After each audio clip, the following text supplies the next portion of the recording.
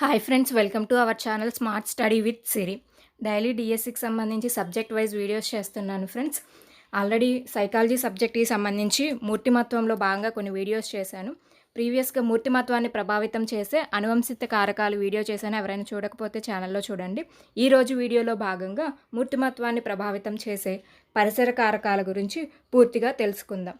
వీడియోలోకి వెళ్ళిపోదాం ఫ్రెండ్స్. ఇప్పుడు జన్యువు తప్ప వ్యక్తిపై ప్రభావం చూపే ప్రతి ఇతర కారకాన్ని పరిసరం అంటారు. చెప్పినది ఎడ్విన్ జి బోరింగ్. వ్యక్తి మూర్తిమత్వంపై ప్రభావం చూపే పరిసర కారకాలు రెండు రకాలు: జనన పూర్వ పరిసర కారకాలు, జననాంతర పరిసర కారకాలు. మొదటిగా జనన పూర్వ పరిసర కారకాలు. జైగోట్ దశ నుండి శిశువు జన్మించే వరకు ఉండు దశను జనన పూర్వ దశ అంటారు. ఈ దశలో శిశువుపై ప్రభావం చూపే పరిసర కారకాలు: తల్లి తీసుకునే పౌష్టికాహారం, వేళకు తీసుకునే మందులు, మానసికంగా దృఢంగా ఉండడం, శారీరక ఆరోగ్యం, శారీరకపరమైన రక్షణ వంటివి. జనన పూర్వ పరిసరంగా మరియు జననాంతర పరిసరంగా శిశువు మూర్తిమత్వంపై ప్రభావం చూపే పరిసర కారకం తల్లిదండ్రుల వైఖరి. సంతానం వద్దు అనుకున్నప్పుడు అవాంఛిత గర్భం ధరించిన గర్భంలోని శిశువు పట్ల నిర్లక్ష్యంగా, అజాగ్రత్తగా ఉండడం జనన పూర్వ కారకంగా చెప్పవచ్చు. మగ శిశువును కోరుకుంటే ఆడ శిశువు జన్మించడం వల్ల ఆ శిశువు పెంపకం పట్ల నిర్లక్ష్యం, బాధ్యతారాహిత్యం ఉండడం అనేది జననాంతర పరిసర కారకం. ఈ విధంగా తల్లిదండ్రుల వైఖరి అనేది పుట్టుక ముందు, పుట్టిన తరువాత శిశువు పోషణపై మరియు పెంపకంపై ప్రభావం చూపుతుంది. 2 జననాంతర పరిసర కారకాలు.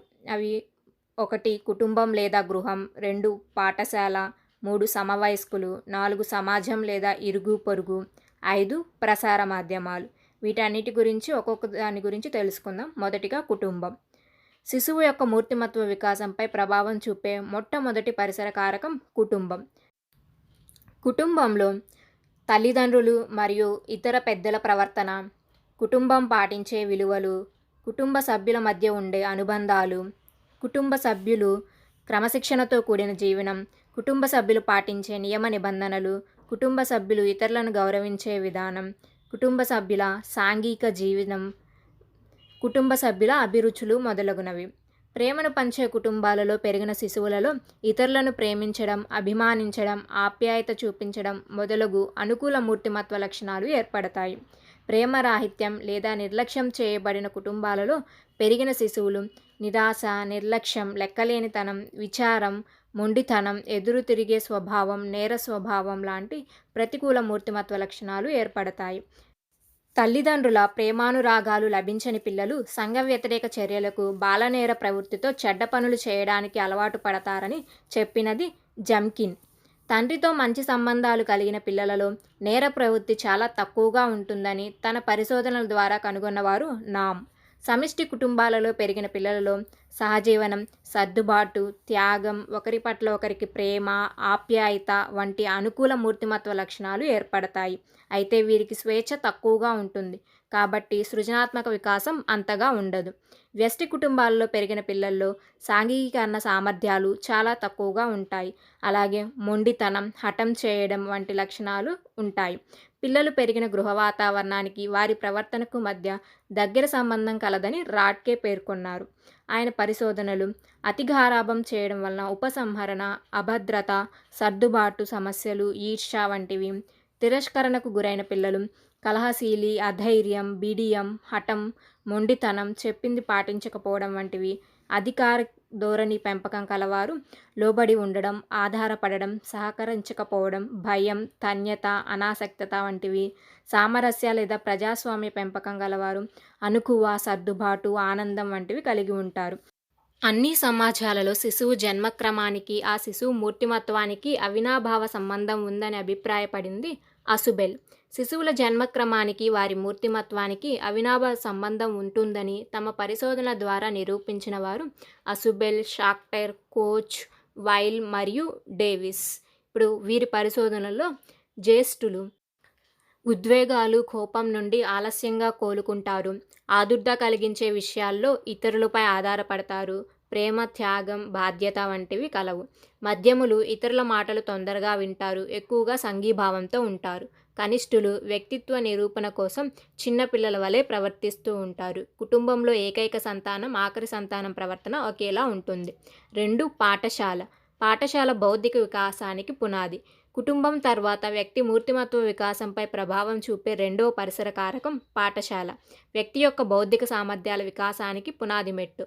విద్యార్థి మూర్తిమత్వంపై ప్రభావం చూపే పాఠశాల అంశాలు: ఉపాధ్యాయుల ప్రవర్తన, ఉపాధ్యాయుల పనితీరు, విద్యార్థుల పట్ల ఉపాధ్యాయుల వైఖరి, ఉపాధ్యాయులు పాటించే నీతి నిబంధనలు మొదలగునవి.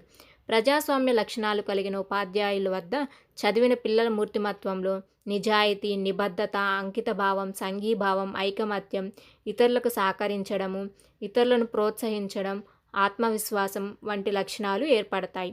పాఠశాల పనిచేసే తీరులో ముఖ్యంగా 3 రకాలుగా ఉంటాయి. మొదటిది ప్రజాస్వామిక ప్రోత్సాహపూరిత పాఠశాలలు, అప్రజాస్వామిక నిరుత్సాహపూరిత, నిరంకుశ దండనాపూరిత పాఠశాలలు వంటివి. నియంతృత్వ లక్షణాలు కలిగిన ఉపాధ్యాయుల వద్ద చదివిన పిల్లల మూర్తిమత్వంలో అహంకారం, నిరంకుశత్వం, విమర్శించడం, లెక్కలేనితనం, ఆదేశాలు ఇవ్వడం, తన మాటే నెగ్గాలనుకోవడం, చాడీలు చెప్పడం లాంటి ప్రతికూల లక్షణాలు ఏర్పడతాయి. 3. సమవయస్కులు. కౌమార దశలోని అలవాట్లను వదిలించుకోవడం అంత సాధ్యం కాదు. ఇవి జీవితాంతం స్థిరంగా ఉంటాయి. ఈ దశలో ఏర్పడిన అలవాట్లు స్థిరీకరణలో ప్రభావం చూపే ప్రధాన పరిసర కారకం సమవయస్కులు. సమవయస్కుల ప్రభావం శిశు వేషధారణలో, శిశు అలవాట్లలో, అభిరుచులలో, వైఖరులలో ఎక్కువగా ఉంటుంది. 4. సమాజం. సమాజంలో ఉండే వివిధ రకాల వ్యక్తుల మూర్తిమత్వాలు, సమాజాన్ని ప్రభావితం చేసే గొప్ప గొప్ప వ్యక్తుల ప్రవర్తన, సమాజం పాటించే ఆచారాలు, సాంప్రదాయాలు, కట్టుబాట్లు, నియమ నిబంధనలు, సంస్కృతికి నిలయమైన గుడి, చర్చి, మసీదుల్లో వంటి ప్రాంగణాల్లో జరిగే కార్యక్రమాలు మొదలగునవి మూర్తిమత్వంపై ప్రభావం చూపే సామాజిక కారకాలు. 5. ప్రసార మాధ్యమాలు. టీవీలు, సినిమాలు, వార్తాపత్రికలు, గ్రంథాలు, కంప్యూటర్లు, ఇంటర్నెట్ లాంటివి వ్యక్తి మూర్తిమత్వంపై ప్రభావం చూపే ప్రసార మాధ్యమ కారకాలు.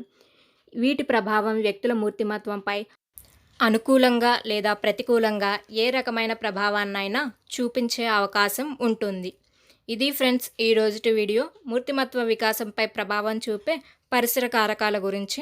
మీకు కనుక ఈ వీడియో నచ్చినట్లయితే please do like, share and subscribe our channel. Thank you friends for watching my videos. For more videos, please do like, share and subscribe.